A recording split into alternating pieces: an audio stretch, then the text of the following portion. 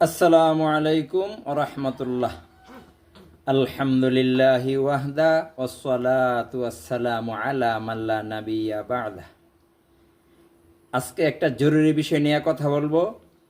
লক্ষ্য করুন, আমাদের বাসায় আমাদের বৃদ্ধ মা বাবা বা আমরা অনেকেই ব্যথায় আক্রান্ত আছি। এই ব্যথার কারণে উঠতে বসতে, নামাজ পড়তে বা পায়খানা প্রস্রাব করতে আমাদের কষ্ট হয়। এইটা কেমনে ঔষধ ছাড়া ঘরোয়াভাবে ব্যথা সারানো যায়, আজকে এই বিষয় নিয়ে আলোচনা করব ইনশাল্লাহ। বিষয়টি লক্ষ্য করুন, আপনারা এই প্রত্যেকটা প্রোডাক্ট আপনার হাতের কাছেই পাওয়া যাবে, ঘরে আছে আপনার। যেমন জিরা, ভালো ফ্রেশ দেখে জিরা নেবেন 30 গ্রাম, এবং পরে যে হাতে দেখতেছেন এটা হলো জৈন। এই জৈন সস আমরা তরকারি দেখাই, এই জৈন সস নেবেন 40 গ্রাম। তার বাদে দেখতেছেন এটা হলো গোমরি বা মৌরি বা ময়ূরী, অনেকে অনেক নামে ডাকে, এই গোমরি সস।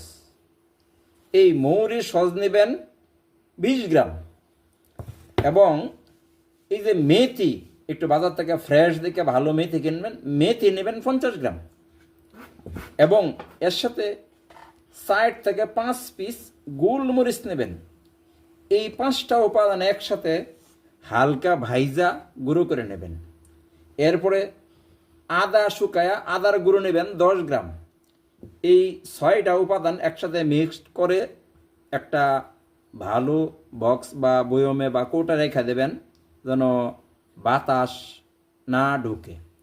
তো ওইখান থেকে 1 চামচ পাউডার 1 গ্লাস কুসুম গরম পানির মধ্যে প্রতিদিন একবার খাবেন। রাতে খাওয়াটাই ভালো। এভাবে 21 দিন খান, ইনশাল্লাহ আপনার ব্যথা চলে যাবে।